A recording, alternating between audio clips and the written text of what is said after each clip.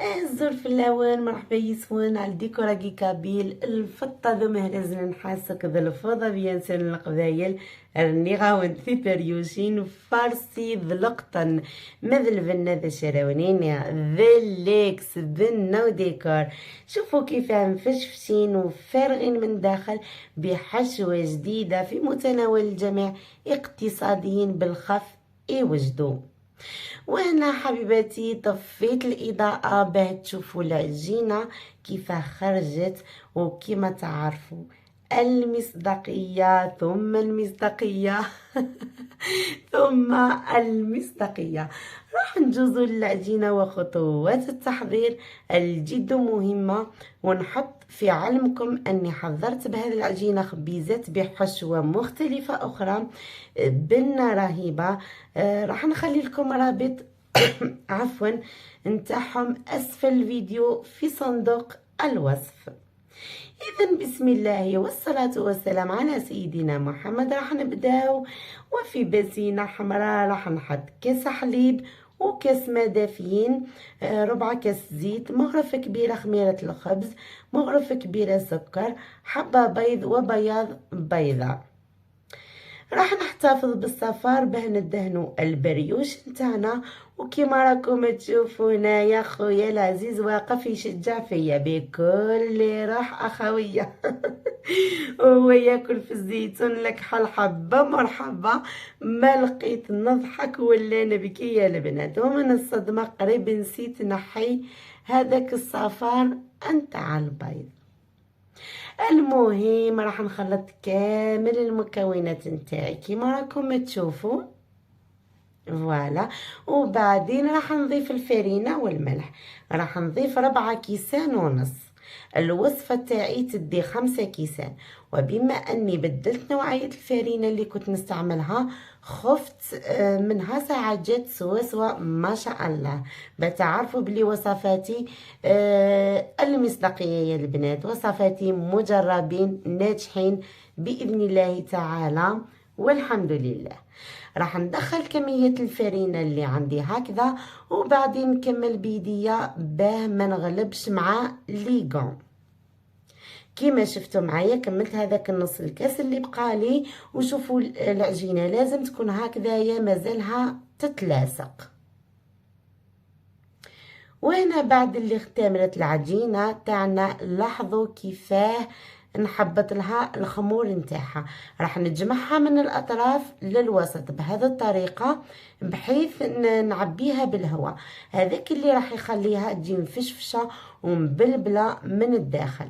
راح نقسمها على 2 ايضا ونوري لكم كمية الهواء اللي فيها هكذا باه تتأكدوا انه العجينة 100% ناجحة. راح نعاود يا البنات هذه العملية، وراح نقطعها كرات صغار. انا كبرتهم شوية وانتم كيما تحبوا فوالا.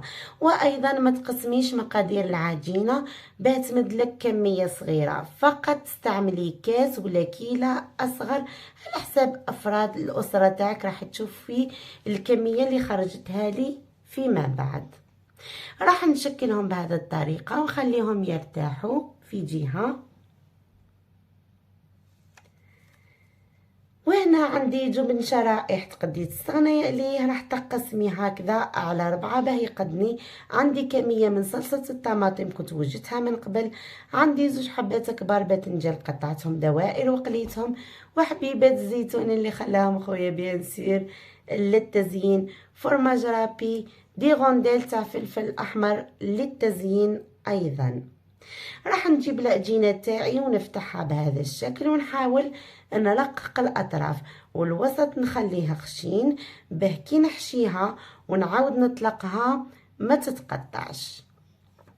راح نسبق بقطعة تاع فرماج شرائح، وبعدين صلصة طماطم وفرماج رابي وحبة نتاع باذنجان، وراح نغلق بالطريقة اللي راكم تشوفوا فيها معايا هكذا ونحطهم بجيه. وراح نفتح واحدة اخرى بد ما يرتاحوا الاولين باه نقدر نطلقهم كثر بلا ما تتقطع لي كيما راكم تشوفوا يا البنات.